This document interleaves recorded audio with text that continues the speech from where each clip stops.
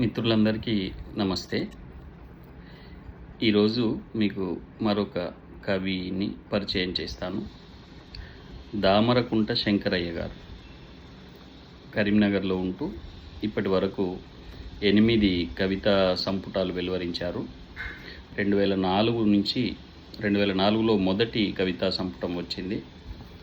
వారి కవిత్వంలో చూసినప్పుడు కొన్ని విశేషాలు, అనేక ప్రక్రియల్లో రచనలు చేశారు. కూనలమ్మ పదాలు, హైకూలు, నానీలు, దీర్ఘ కవితలు, వచన కవిత్వము ఇట్లాంటి రచనలు చేయడంలో వారు తన యొక్క ప్రతిభను నిరూపించుకున్నారు.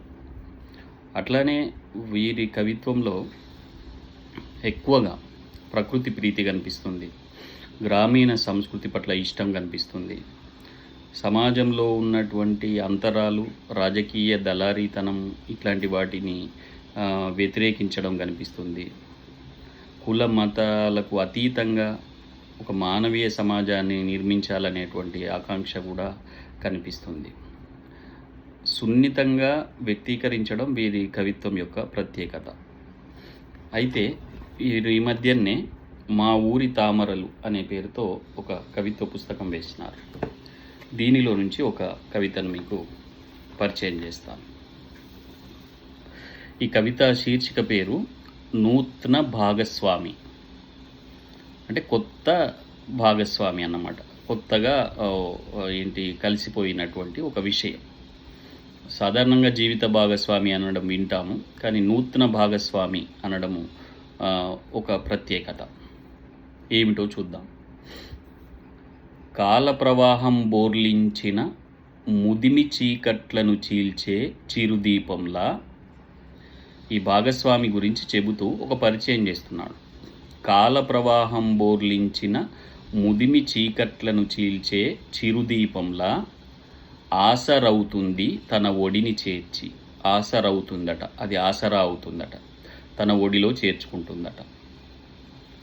కాళ్ళు లేని వారికి నడకనిచ్చి అవిటితనపు బందీఖానా నుండి బాహ్య ప్రపంచాన్ని చూపిన సూర్యరథం. ఇక్కడ ఒక వర్ణన కనిపిస్తుంది. కాళ్ళు లేని వారికి నడకనిచ్చి అవిటితనపు బందీఖానా నుండి బాహ్య ప్రపంచాన్ని చూపిన సూర్యరథం. కోరిన చోటికి చేర్చు ఆటో క్యాబ్. దాన్ని పోలికలు చెప్తున్నాడు. ఇంతకుముందేమో చిరుదీపంలా అన్నాడు, ఒక సూర్యరథం అన్నాడు, ఒక ఆటో క్యాబ్ అన్నాడు. ఏమిటో ఇది మరి? నిత్యం కష్టాలు పంచుకుంటుందే కానీ కుటుంబ సభ్యుల్లా నోరు పారేసుకోదు. బ్రతుకంతా పని మనిషిలా ఊడిగం చేస్తుందే కానీ అయినోళ్ళలా అసహనం చూపించదు.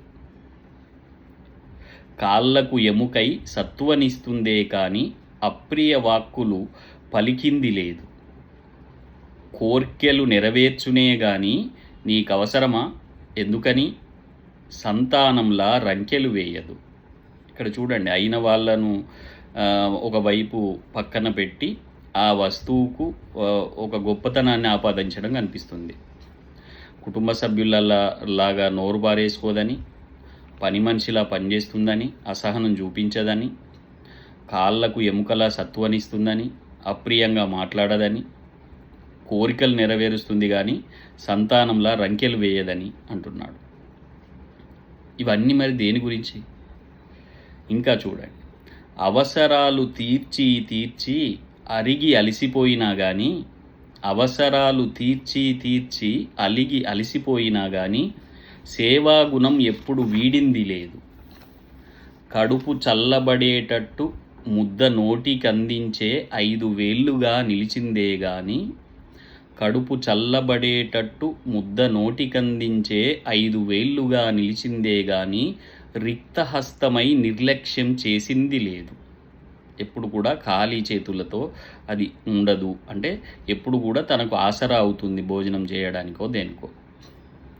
ఇంకా ముగింపు. హెలికాప్టర్ పేరెంటింగ్ ప్రేమలద్ది అపురూపంగా పెంచిన సంతానం. హెలికాప్టర్ పేరెంటింగ్ ప్రేమలద్ది అపురూపంగా పెంచిన సంతానం అవసాన దశలో చుట్టపు చూపుకు రాకున్నా తోడై నిలిచిన నూతన భాగస్వామి. ఇగో ఇక్కడ నూతన భాగస్వామిని చెప్తున్నాడు. తోడై నిలిచిన నూతన భాగస్వామి, ఆపతికి సంపతికి ఆదుకునే సోపతి. ఇప్పుడు యంత్రాలతో మనిషిది సేవాబంధం. ఇప్పుడు యంత్రాలతో మనిషిది సేవాబంధం. బాధ్యతలు మరిచినోళ్ళు దాని సాయం చూసి సోయి తెచ్చుకోవాలి. సాధారణంగా ఈ మనిషిని చూసి సోయి తెచ్చుకో, లేకపోతే ఇంకేదో సంఘటనను చూసి సోయి తెచ్చుకో అని చెప్పడం జరుగుతుంది. ఇక్కడ ఒక వీల్ చైర్, ఈ నూతన భాగస్వామి ఎవరు అంటే ఒక వీల్ చైర్ ముదిమి వయస్సులో ఉన్నవారికి కానీ, అంగవైకల్యంతో ఉన్నటువంటి దివ్యాంగులకు కానీ, ఇట్లాంటి వారికి ఎట్లాగా ఆసరా అవుతుందో చెప్పినటువంటి సందర్భం. అయితే ఇక్కడ చెప్పినప్పుడు కవి దేన్ని ఆసరాగా చేసుకొని క్షేత్రంగా చేసుకొని చెప్పినాడంటే కుటుంబాన్ని క్షేత్రంగా చేసుకొని చెప్పినాడు. కుటుంబ క్షేత్రంలో ఎంతోమంది అయిన వాళ్ళు ఉంటారు, కానీ అయిన వాళ్ళు ఎప్పుడు కనీసం ఒక యంత్రంలాగా కూడా తమను ప్రేమగా చూసుకోరు అనేటువంటి ఒక వ్యక్తీకరణ ఇందులో కనిపిస్తుంది. అట్లాగే దాన్ని ఒక అద్భుతమైనటువంటి వస్తువుగా కూడా చెప్పడం కనిపిస్తుంది. ఎప్పుడు కూడా సేవా గుణంతోనే ఉంటుందని, ఎప్పుడు ఒక మాట కూడా పల్లెత్తు మాట కూడా అనదని, ఇక చివరికి సంతానం కన్నా కూడా నూతన భాగస్వామి మిన్న అని చెప్పడం కనిపిస్తుంది. బాధ్యత మర్చిన వాళ్ళు సోయి తెచ్చుకోవాలని చెప్పడం కనిపిస్తుంది. ఇది కవి యొక్క ఒక ప్రత్యేకమైన లక్షణం. ఏమిటది అంటే మానవీయతను మేలుకొల్పడం అనేది కవి యొక్క లక్షణం. ఒక వస్తువును, తన చుట్టూ ఉన్నటువంటి ఒక వస్తువును కూడా ప్రేమించగలగడం అనేది కవి యొక్క లక్షణం. అంటే దేనిలో ఎలాంటి ఒక మంచి అంశం ఉన్నా దాన్ని తీసుకోవడం అనేది ఒక మంచి కవి యొక్క లక్షణం. ఇట్లా ఒక వీల్ చైర్ అనేది ఈ ఆధునిక జీవితంలో ఒక భాగంగా మారింది. బహుశా గద్దర్ గారు చీపురు గురించి ఒక పాట రాసినారు. అట్లాగే ఎన్ గోపి లాంటి వారు సందుక గురించి ఒక కవిత రాసినారు, రొట్టె గురించి రాసినారు. అట్లాగే చాలామంది కవులు తమ చూపును నిర్లక్ష్యం చేయబడ్డ వస్తువుల మీద నిలుపుతారు. గోపీచంద్ లాంటి వారు తుమ్మ చెట్టు గురించి అద్భుతమైనటువంటి వ్యాసం రాసినారు. ఇది కవికి ఉండేటువంటి పరిశీలన దృష్టిని తెలియజేస్తూ ఉంది. ఏదేమైనప్పటికీ ఒక మానవీయ సమాజాన్ని నిర్మించడానికి కవిత్వము ఎప్పుడూ ఎదురు చూస్తుందని చెప్పకనే చెబుతున్నది ఈ కవిత. మరి మిత్రునికి హృదయపూర్వకంగా అభినందనలు తెలియజేస్తూ సెలవు.